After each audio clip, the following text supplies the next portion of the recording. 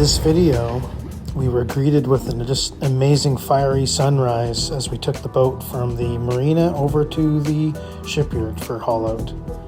Tried to go over there a couple of days early because there's a huge storm coming through.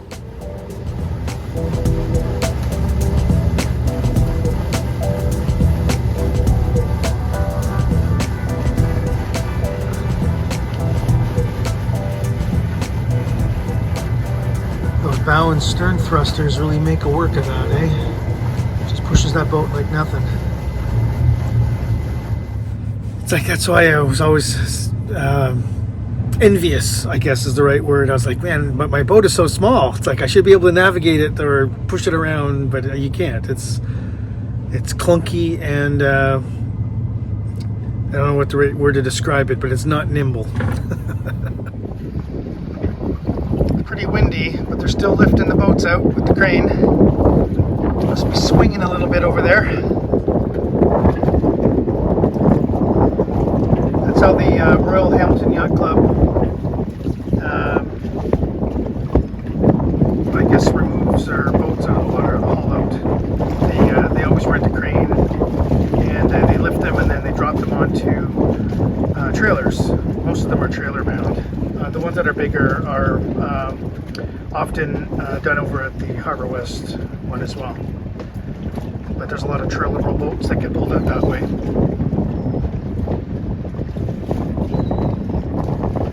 You can see by the flags, it's pretty windy.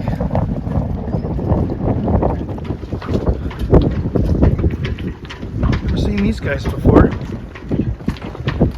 They're like black ducks with white beaks. I don't know what kind of ducks that is.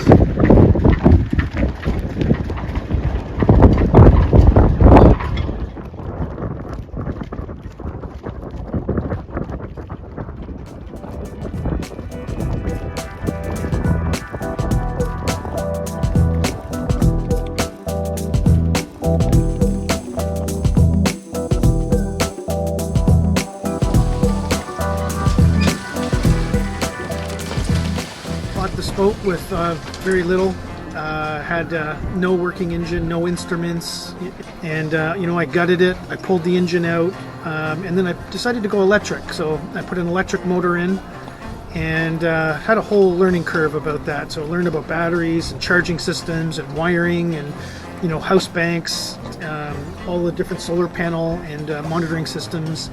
And that's what this channel is about. It's about sharing the knowledge that I learned, documenting my journey as I retrofitted this boat. I'm looking forward to next year. Next year I'm going to be taking the boat out to the coast, into the ocean, and I'm looking forward to that. So hopefully you can follow along and join me.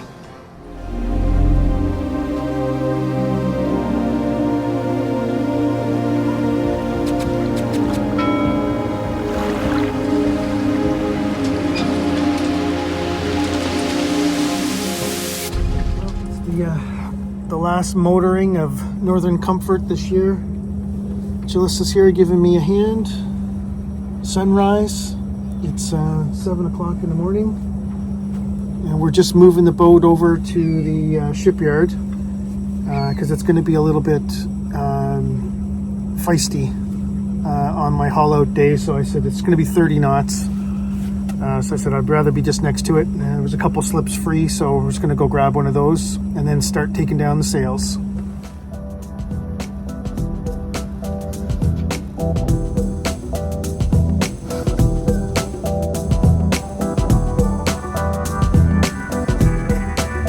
Acadia des Gagne? Is that how they say that? Yeah, Bridgetown. Bridgetown.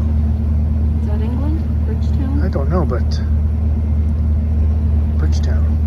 I was going to say, isn't that South Africa? Oh, potentially, yeah. So we're got 34 amps. We're halfway there. Just using 3% of my battery. And my motor temperature is 40. And I'm using 1700 watts. This is basically peak speed. Peak or average. Peak average cruise. I don't think I'd push it more than this, so it's doing 4 knots. And I got 1 knot beside me now. I'm basically doing the speed of the wind. It's a 4 knot wind. Decided to motor just as a test.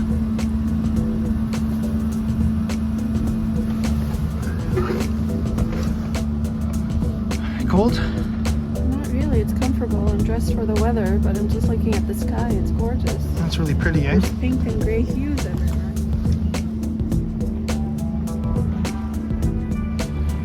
It's the morning, eh?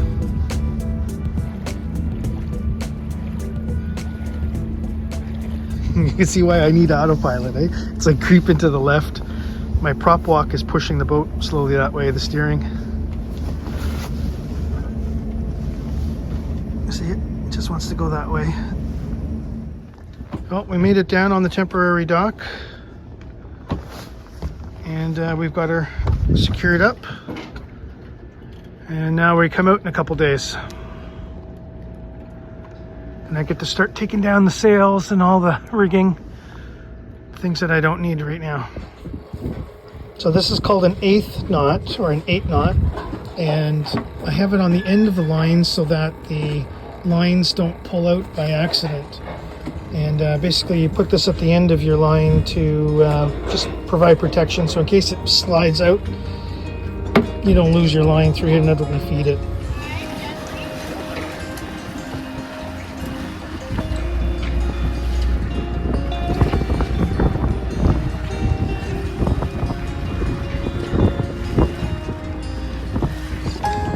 Playfair's heading out. Not sure where she's going, but they just finished stripping down their booms, so they're motor only right now.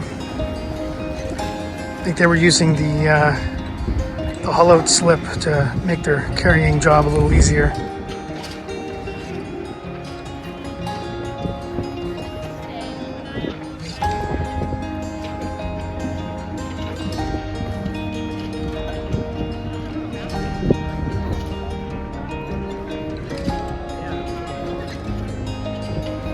Oh, they took their whole bowsprit off.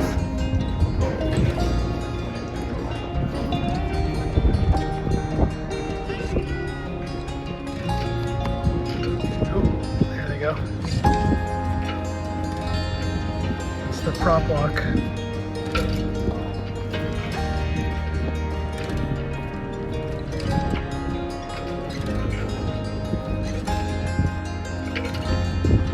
I like the paint job. I don't remember seeing that paint on the bow.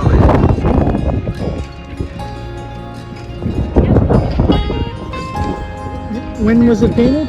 I don't know when the bow. I don't remember that being there, like last year. Yes!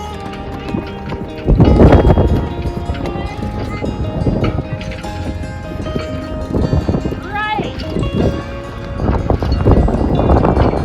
Thanks for warning me!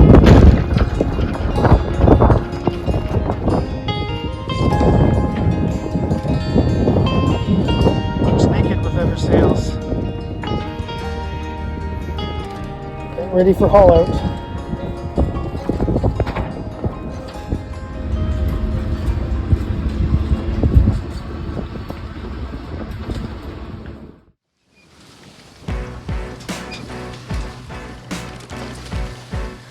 You know, it is what it is, the weather. But haul out day, of course, there's a big storm and 30 knots of wind that went through.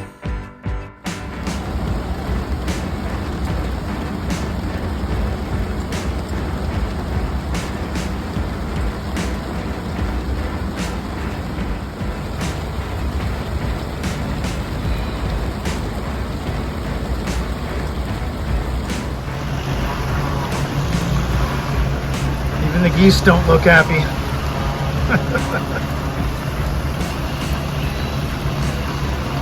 Well, it's a haul out day. Just waiting for my time slot. I'll be out there in a few hours. And it's a rainy day.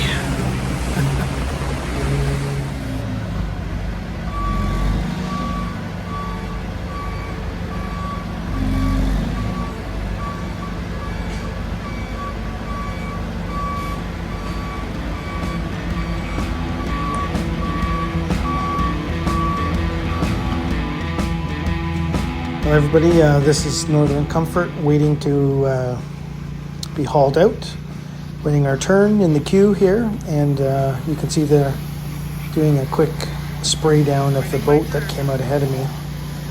So they're ready to go, and this 80-ton travel lift has a couple of straps on it and more than one person on the crew. They do a fairly good job of paying attention and holding on to things. So there's a couple people down below, and you can see the operator here making sure that he's got a good view of everything that's going on, and the crew down below are actually holding on to the boat and trying to center it in the middle of the I don't know what they call this waiting area, but they've got some wooden kind of stick things that they just kind of hold onto the boat, and so you can see that at the front and at the back of the boat they do that. And then the travel lift has two straps that goes underneath the boat, and basically what they do is they try to line them up so that they're on the front and the back of the keel. And these are quite interesting, actually. They can be lifted up on either side, front or back, so that way when they lift the boat, they can kind of keep it cradled in there quite nicely.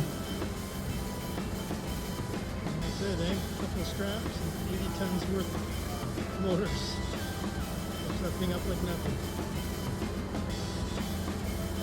And it can be moved if they need to lean the boat forward a little bit or backwards a little bit. And what's handy too is actually when you get put when you get launched, they give you time to look over all of your through hulls where you've got access to the water underneath. So they kind of lower you in the water, and then if you've got a leak, they can kind of pull you up pretty quickly there. So one of the things I did last year was the repair to the keel. So I was just paying attention and taking a look closely there as it went by to see if there was any cracks or anything, and I didn't see anything, so it all looked really good. I forget how many coats. I think I did 5 layers of 18 ounce there, so it's almost 60-70 ounces of fiberglass, and then it's wrapped around the back there, so it's very solid now. And every time you haul out, they give it a spray. They get rid of all the barnacles. They get rid of kind of all the main mess underneath it, gets the algae off, that kind of thing. And then after they get the bottom cleaned off, they drop it down into the cradle. You can see the guys here adjusting the cradle. That weighs quite a bit, actually, so I think he was using a lever there to move it around, but it gets let down gently for the last time, and then the whole cradle gets picked up and moved over to its permanent home with the hauler. It's a gentle adjustment to get it in the right spot. They keep most of the pads at the same level, so when they lift it off, it kind of knows where it goes. It's easier that way. This year I didn't make any adjustments to anything on the cradle, so it's pretty easy to put down. Just line it up, put it in the right spot.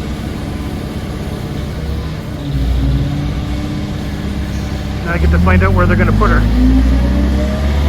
And that's also an interesting machine. It widens out to fit around the cradle, and then they use a strap to pull the sides together to be able to hold the cradle, and they lift it up, the boat, the cradle, everything, and bring it to wherever they're going to be putting its permanent home. So I'm looking forward to doing the winter projects now, but just going to leave you with the view of the high-end heavy machinery here taking care of Northern Comfort.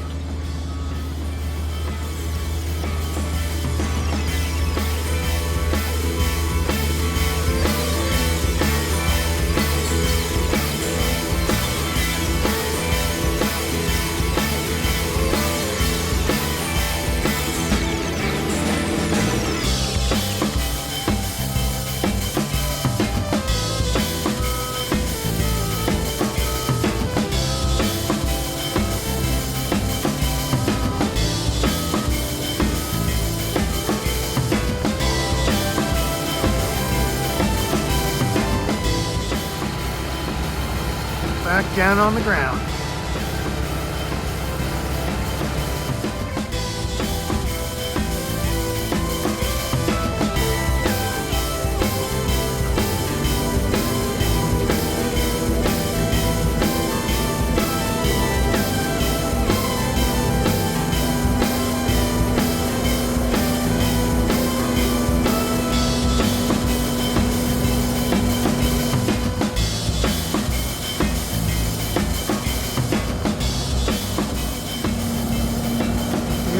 Picker to take the mast down. I tell you that we had 5 guys lifting that. It was 550 pounds is my mast, and yeah, it was heavy moving that thing around with 5 guys, so that little picker makes a world of difference. So they typically lay it down, and then they give me some time to strip the mast down and basically get it ready to put up on the rack.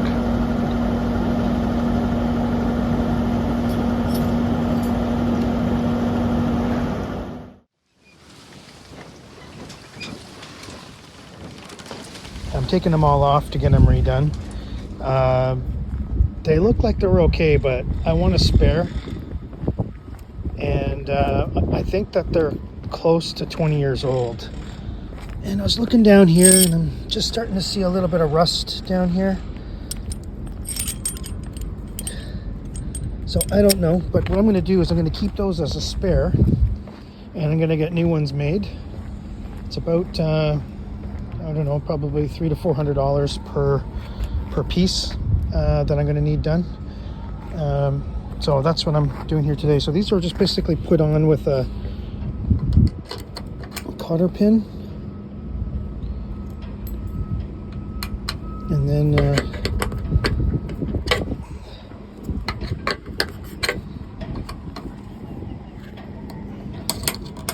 clevis pin.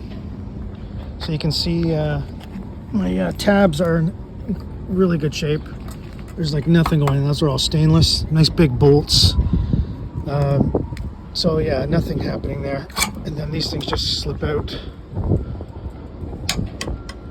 That just goes in between the 2 plates with the clevis pin, so just gonna put that back in there for now. Put the hole on the top and slip this back through.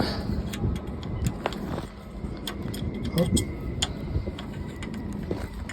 Easier said than done.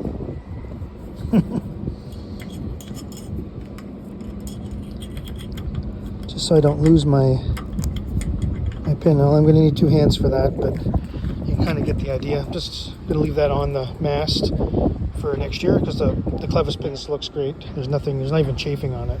Well, it took all morning to get all the rigging off. I'm going to bring it up to Kevin. He's going to give me a hand with it.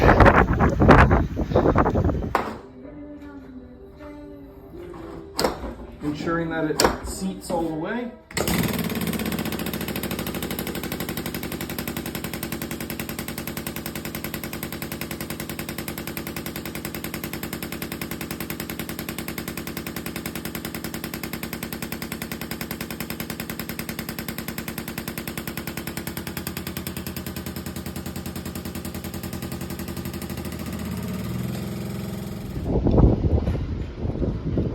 Look how fast those clouds are moving.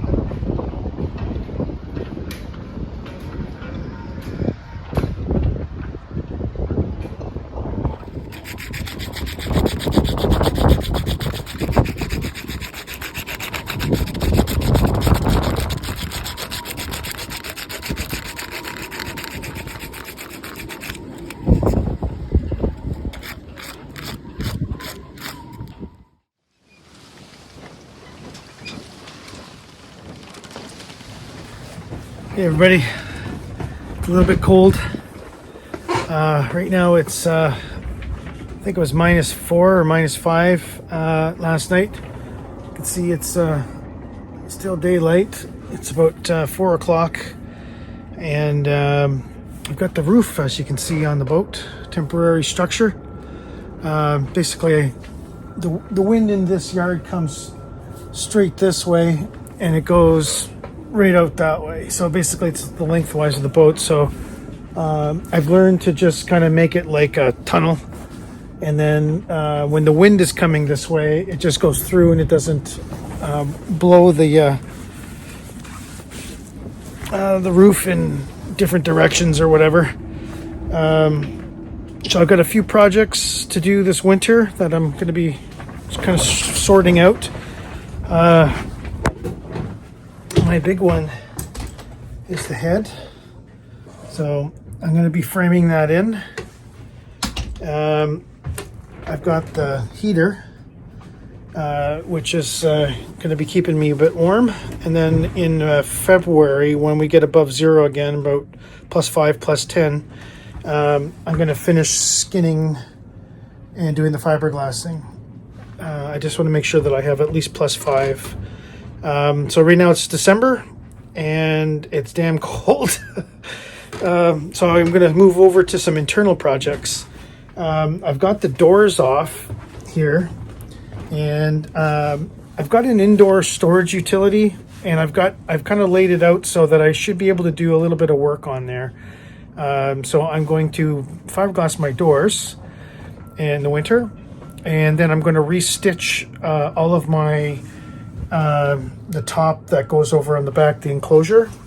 So basically I'm going to go over all of the stitching with UV thread. I noticed that it was coming apart in some spots. Like I did this a couple years ago, but it looks like the weather just breaking it apart in some spots, and then I missed some spots. So like where the zipper is, it's the original stitching, which is 20 years old. So it's basically the UV's eroded that. Yeah, so I'm going to be working on those projects. And then in January is the boat show, the Toronto Boat Show. It's their 67th anniversary, but I like going there just to look at what they've got. And then, try to get some deals. They like to spur the industry on with some new deals and things like that. So in January, I'm going to do that. So for right now, I'm just going to try not to freeze. It's really cold. But any decent day that's out here that's above zero, I'm going to try to do a little bit of work. So yeah, just a little bit of an update. And like I said, it's cold. Here's the view. Some other boats. It's my neighbors. You see the water behind me? That's the harbor. So I'm close to keep me inspired to keep working at this. We'll get there. Anyways, thanks for watching, and then I really appreciate all your support. Appreciate all your questions. Like I said many times, your questions make me think about what I'm doing and different perspectives on things, and I really do appreciate that. I think that's why I'm sharing kind of what I'm doing on the channel. So looking for feedback, and I'm giving mine out. All right, enjoy.